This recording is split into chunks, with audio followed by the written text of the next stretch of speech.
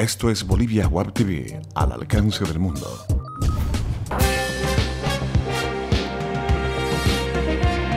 A continuación, Bolivia Web TV presenta Bolivia News. Gentiles amigos, amables cibernautas, bienvenidos a Bolivia Web TV, al alcance del mundo. Este es su encuentro diario con las informaciones de este miércoles 11 de marzo. Mi nombre es Ervin Bazán. Bienvenidos. En el arranque les contamos que respecto al caso del Fondo Indígena, la ministra de Desarrollo Rural y Tierras, Nemesia Chacollo, aseguró que no renunciará a su cargo y admitió que algunas organizaciones sociales incurrieron en el desvío de fondos en la administración del Fondo Indígena.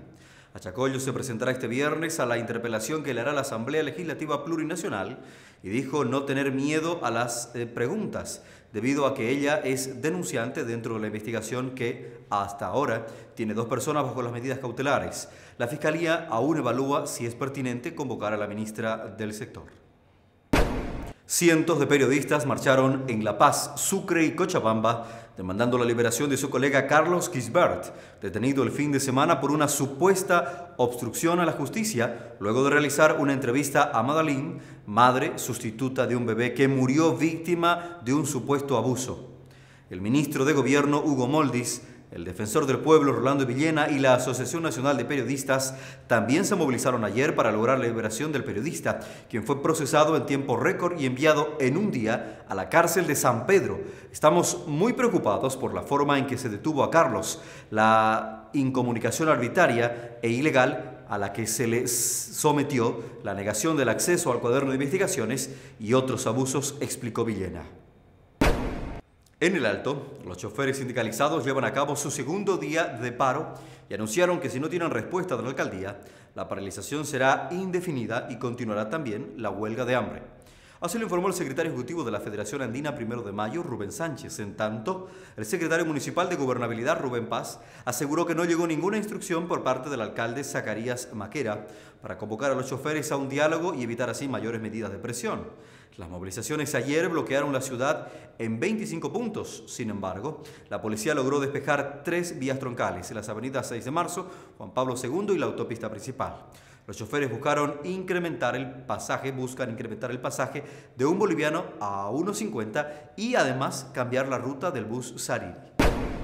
En la región cruceña, los exportadores y ganaderos reclaman por el aumento del precio en el flete del transporte de carga en la exportación e importación, que subió cerca de un 15% debido al cierre de la carretera nueva entre Santa Cruz, Cochabamba y además por el corte de rutas en Guarayos. Por el momento, la única ruta transitable es la antigua carretera que sufre un fuerte deterioro por la alta circulación de vehículos. El gerente técnico de la Cámara Departamental de Exportadores de Santa Cruz, CADEX, Rafael Rivas, indicó que hay problemas con la exportación de las 5.000 toneladas diarias que se generan en Santa Cruz y son movidas por una flota de entre 250 y 270 camiones. Mientras que en Cochabamba, la Cámara de Exportadores informó que el problema de la carretera perjudica al sector exportador de banana, piña, palmito y flores tropicales, que dejan de percibir $140.000 por día por la semi-paralización de las exportaciones a Chile, Estados Unidos y países de Europa. Esto es Bolivia News a través de Bolivia Web TV, al alcance del mundo. El Salar de Uyuni y la selva amazónica de Bolivia son los máximos exponentes en la ITB 2015 de Berlín, Alemania, la feria líder de la industria turística mundial, según publicó El Comercio de Perú, que cita a la agencia DPA. Las propuestas para los turistas europeos ya van desde navegar por un río en medio de una de las junglas más ricas del mundo en flora y fauna, o también un hotel flotante, un flotel como se le llama, hasta ver delfines rosados, caimanes y pirañas o visitar una comunidad nativa. Todo ello en un solo país, indica esta publicación. Bolivia invirtió cerca de $20 millones en esta primera campaña y en el stand boliviano participan unos 25 operadores privados y estatales que hacen negocios con agencias europeas y atienden a los asistentes que en su mayoría son franceses y alemanes. Queremos demostrar que Bolivia no es precisamente un país andino. Somos un 70% selva y solo el resto son Andes, dijo Patricia San Pablo, coordinadora de mercados internacionales del Ministerio de Culturas y Turismo en Bolivia. Continuamos. El Mentizán Es uno de los productos recomendados para llevarse como recuerdo de Bolivia.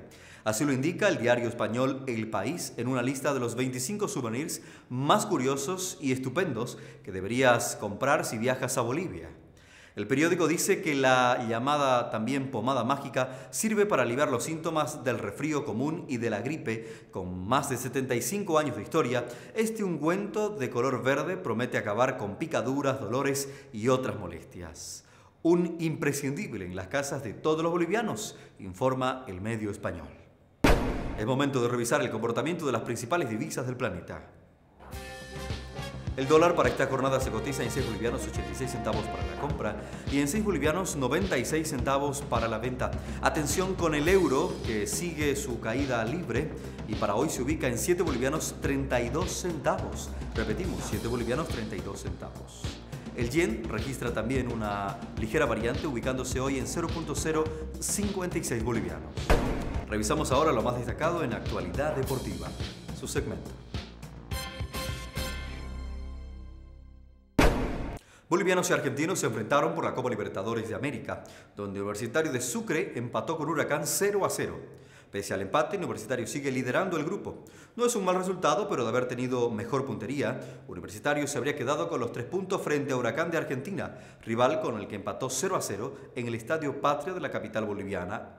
Este partido es la tercera jornada del Grupo 3 de la Copa Libertadores de América. El equipo dirigido por Julio César Valdivieso mereció el triunfo, sobre todo por lo hecho en la primera parte, ya que en la segunda parte del encuentro fue menos claro y menos punzante. También por la Copa Libertadores, este miércoles bolivianos y mexicanos se enfrentan. San José de Oruro, con el negro Clausen de técnico, recibe la visita del Tigre de México desde las 20 horas 15 minutos, hora boliviana.